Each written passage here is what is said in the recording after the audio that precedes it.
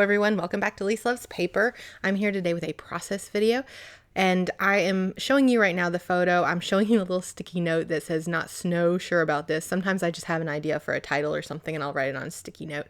And then I showed you that sketch that you're seeing in the top right corner.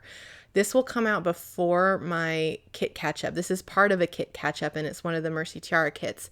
And she gives you these little I don't know what to call them, little pamphlets or something in there. And the back of this one had a sketch. And I'm not normally one to do sketches, but I saw that one and it had those big stars. And I remembered that I had these huge silver stars in my layout, and I figured that would go very well with a snow theme, which is what I'm doing here, as well as with the colors in the kit and everything. So anyway, back to what I'm doing. I'm showing you my We Are Memory Keeper circle maker. I love this thing. I absolutely love it. Once you figure it out and how to use it, it has been amazing. I think I was showing you how you can unlock and slide the little green thing there to make the circle the diameter you want. And I find that the only learning curve with it, see there are those big stars, is that it doesn't go around the center like the dead center of a circle. It has a little bit of a, I don't know, it's like offset or something. So that's why you saw me on the page kind of holding it in place and swinging it around to try and get it as close to the edge as I could, because I don't want to waste paper. Now back to the layout. You saw me matting the photo on that black floral. I like that because it brought in the black that's in that background paper, but it also brought in a little bit of color. And you'll see how I kind of struggle a little bit with it. Now here I am sticking really closely to this sketch, which is not something I normally do. I'm normally really bad at sticking to a sketch, which is why I don't use them. They just seem kind of pointless to me because I end up going off in a tangent somewhere. So they're usually good for like a starting point, but that's about it.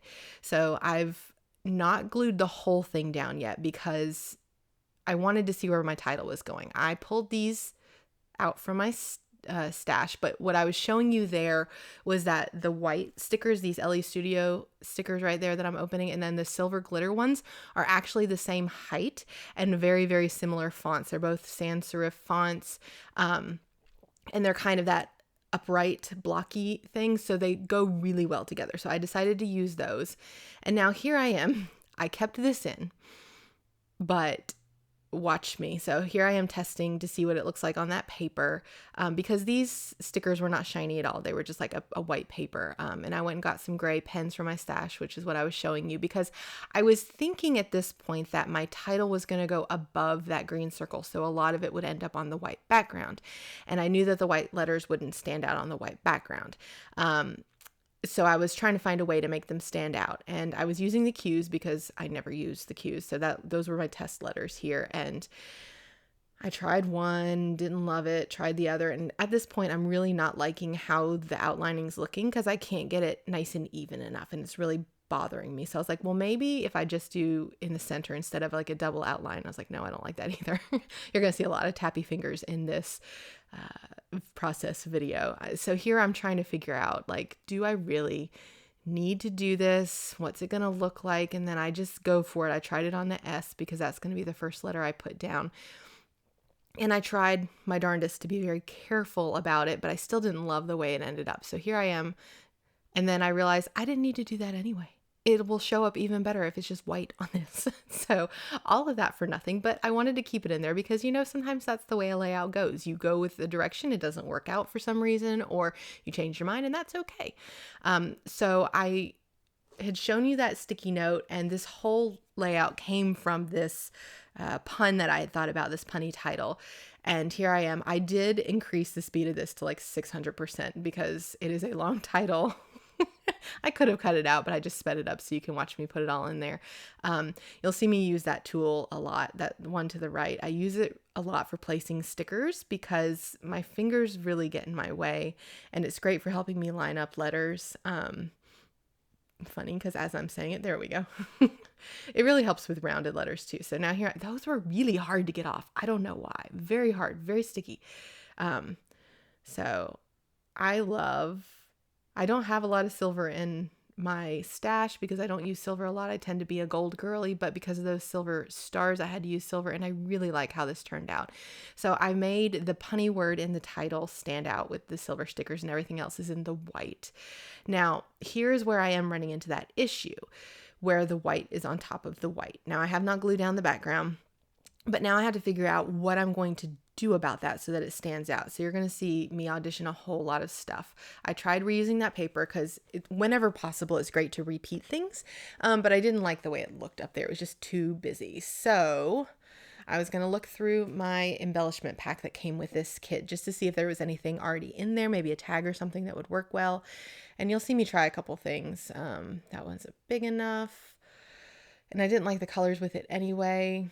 I am also throwing a couple pieces out that would work well for the label at the bottom where the journaling goes. And that's why I left these two pieces out, that little like tag near the beige star, and then those rainbowy ones on the right hand side. But I did not end up finding anything in here that worked. So I went to, I'm thinking, I went to my stash here and I started pulling out some tags from my stash. And I'm going to audition a lot of those. So I knew that I was going to bring in those sequins I showed you at the beginning. You can barely see them at the very top of the screen. They're like blues. So that's why I brought the blue in, and it's a contender, which is why I didn't throw it out. And now here I am. You see I'm auditioning a lot of like rainbowy things because there is that little bit of like rainbow around the photo. And that's why this one that I'm cutting out here ends up being the winner, because it has a cream background.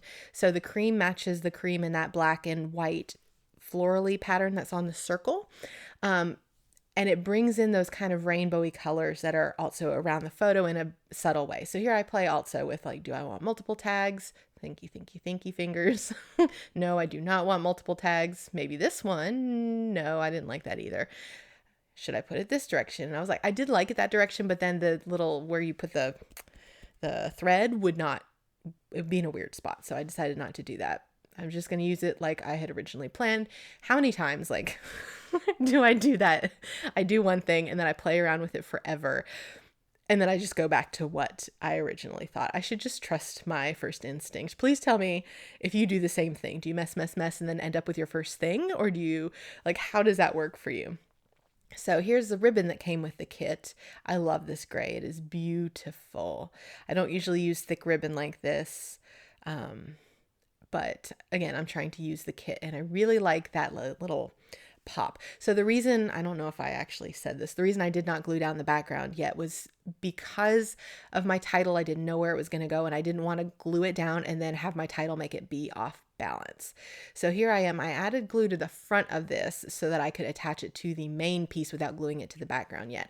And then I had that bottom piece that I cut off and I mess around with it over here because I do want to repeat it somewhere so it doesn't look so odd.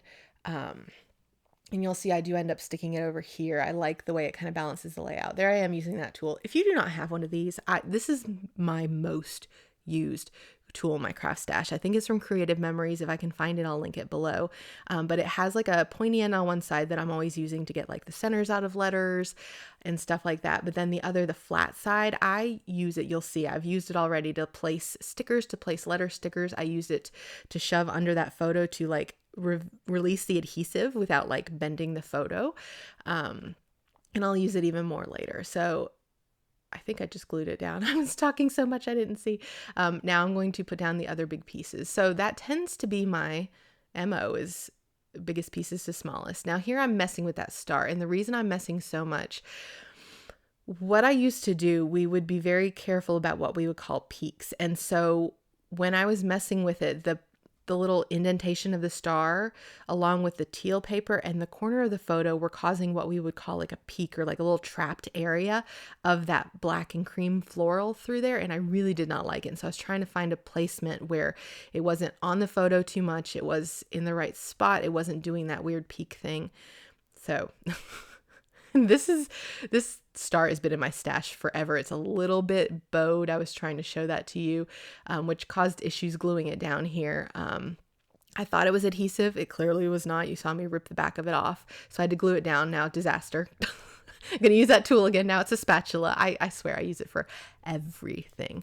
But that star really did need a whole bunch of glue to keep it down because it was pretty bowed, but I was glad to use this in my stash. I ended up turning it that way so that it would go off on the left side and off on the right side. Now here I am using the other side to kind of scrape the extra glue off because even though it dries clear, I don't like the way it looks shiny, so I try and get the extra glue. See, I use it for everything. Get yourself one if you don't have it. Man, that thing is indispensable. Okay, so now thinking fingers. What am I going to do next? Okay, so now I'm going to work on this little tag here. I think that I forgot to keep the camera on when I actually write my journaling on there. I apologize. It was because I had to find the date and I paused so that I could use my computer to find the date and I forgot to actually turn it back on. So anyway, so we're repeating that ribbon down here. I love that. I do end up putting it on top here. I didn't have a lot to say, just that this was my dog's very first time in the snow. I think you see it in the close-up at the end. She was really not so sure about this. I put a little bit of foam adhesive behind the left side here because that silver star is pretty dimensional. And so because it's going to overlap it, I wanted the left side to be raised up to the same height. And so then I'm adding glue here. It does not, I'm using liquid glue because anytime you have something glittery, liquid glue tends to be the best way to go. So now I was showing you there, I've done the stars, but now I need something like that circle element. And I'm showing you, I got out my themed basket there with my winter and snow stuff. I was hoping I had some snowflakes to stand in for those circles there. And I do.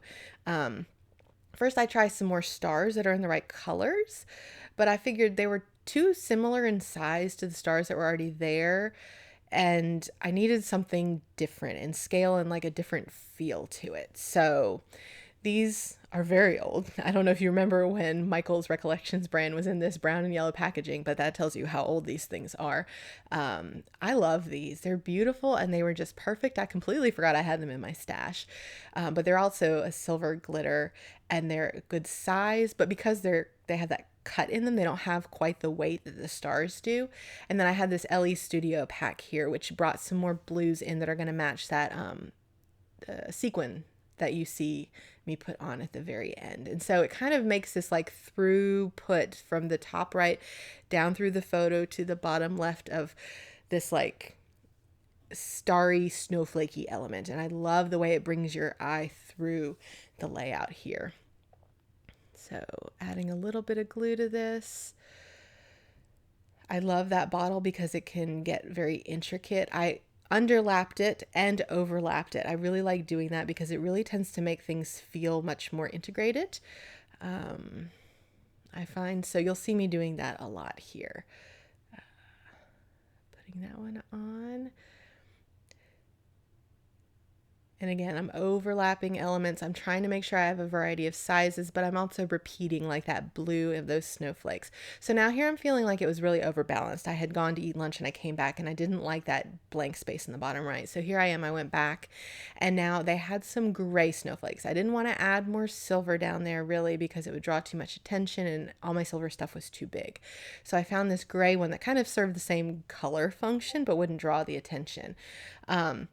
Now this trick I learned from Tracy at Mercy Tiara for putting sequins on a layout. She grabs them and just kind of drops them and then basically glues most of them where they land. And I love doing that because it really does give a more natural look to it. I am making sure to grab, there's some snowflake sequins in there and that's what really brought it all together.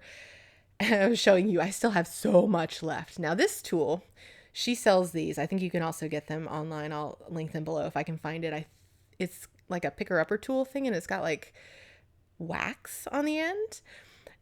And I have never been able to put sequins on so quickly and easily. This thing was amazing because it has just enough like adherence to pick up the sequin, but not so much that it wouldn't set it back down. I had another tool. I had one from the Silhouette group, but it was so sticky that it wouldn't put things back down, and I just struggled with it. I was struggling with that one only because of the placement and things that were sticking up. But you can see how easy, just pick up, glue, put down. Pick up, glue, put down. Sometimes I had to put a little extra glue because these sequins do not have a hole in the middle, so they're technically not sequins. There's another name for them.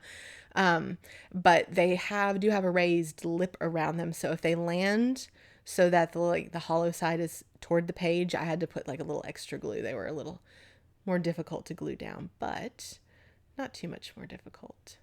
So I am reaching the end here. I love how this layout turned out. It's so like frosty, but like warm too, with the beiges throughout. And I was really happy with how close I stuck to the sketch. I never do that. Never, never.